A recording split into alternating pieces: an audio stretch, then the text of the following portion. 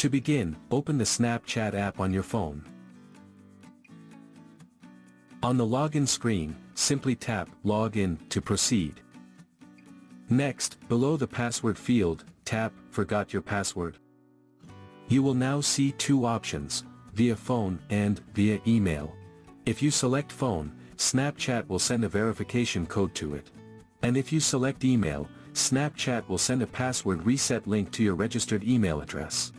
Now choose the option that works best for you. Now, enter the email address registered with your account. Then, tap Send Confirmation Code. A 6-digit verification code has been sent to your email. Enter it in the field below.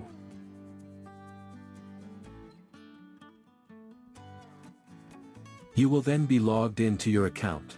To reset your password, tap your profile picture in the top left corner.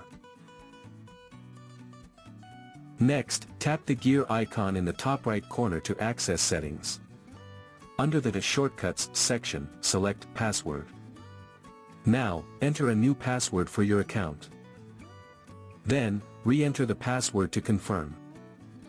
Finally, tap the Save button at the bottom to apply your changes. Your new password will be updated, and you will be able to log into your account using the new password.